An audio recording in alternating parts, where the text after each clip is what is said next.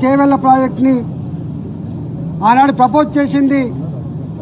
దాని విలువ 2006-7లో దాని విలువ 16,500 కోట్ల రూపాయలు. తుమ్మిడిహట్టి చేవెళ్ల ప్రాజెక్టు.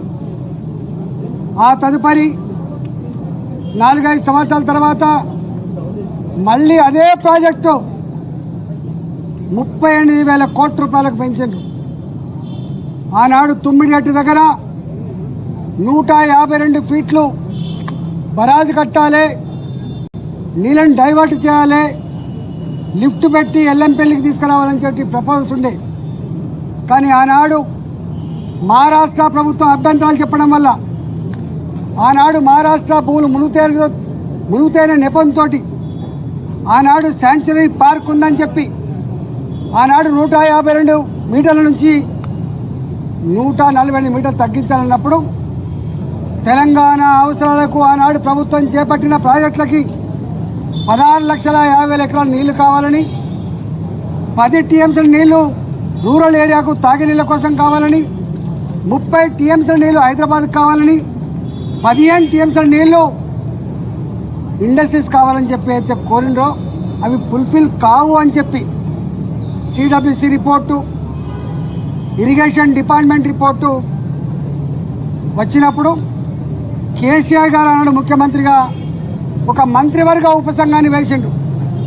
హరీష్ రావు గారి నాయకత్వంలో వారు ఆనాడు ఇరిగేషన్ శాఖ మంత్రి, నేను ఆర్థిక మంత్రిగా, అదేవిధంగా ఇవాటి మంత్రిగా ఆనాటి మంత్రిగా ఉన్నటువంటి తుమ్మల నాగేశ్వరరావు గారు ఆర్ఎండ్బి మంత్రిగా మంత్రివర్గ ఉపసంఘం వేసిండు. మంత్రివర్గ ఉపసంఘం సిడబ్ల్యూసి రిపోర్ట్లు, ఇరిగేషన్ డిపార్ట్మెంట్ ప్రతిపాదనలు, వాళ్ళ అవసరాలన్నీ కూడా మా ముందుకు పెట్టినప్పుడు మేమన్నాం, ఒకవేళ కనుక ఈ తుమ్మిడిహట్టి చేవెళ్ళ మన అవసరాలని తీర్చకపోతే మరో ప్రత్యామ్నాయ మార్గాన్ని అన్వేషించమని చెప్పినప్పుడు వారు అనేక రకాల సర్వేలు చేసి, అది టెక్నికల్ వాళ్ళు కాబట్టి ఇవాళ మేడిగడ్డ, సుందిల్ల, అన్నారం ప్రాజెక్టులకి వాళ్ళు ప్రపోజ్ చేశారు. ఆనాడు ఆ ప్రాజెక్ట్ కాస్ట్ 63,000 కోట్లు అని చెప్పి వాళ్ళు అంచనా వేశారు. ఆ తదుపరి అనేక పరిణామాలు, అనేక జిల్లాల్లో వచ్చిన డిమాండ్లు, ఇంకా అనేక కొత్త ఏరియాకు నీళ్ళు ఇవ్వాలన్నటువంటి రైతుల ఆక్రందనలు, ఉన్న ఇరిగేటెడ్ ఏరియాకు స్టెబిలైజ్ చేయాలన్నటువంటి నిర్ణయాలు, అనేక రకాల నిర్ణయాల వల్ల అది 82,000 కోట్లకు పోయినమాట వాస్తవం. ఆ తదుపరి ఏం జరిగింది మాకు సంబంధం లేదు. ఇక్కడ మమ్మల్ని అడిగిన ప్రశ్న ఏంటంటే, మీరు ఆర్థిక మంత్రిగా ఉన్నారు కదా, ఈ డిజైన్లతో,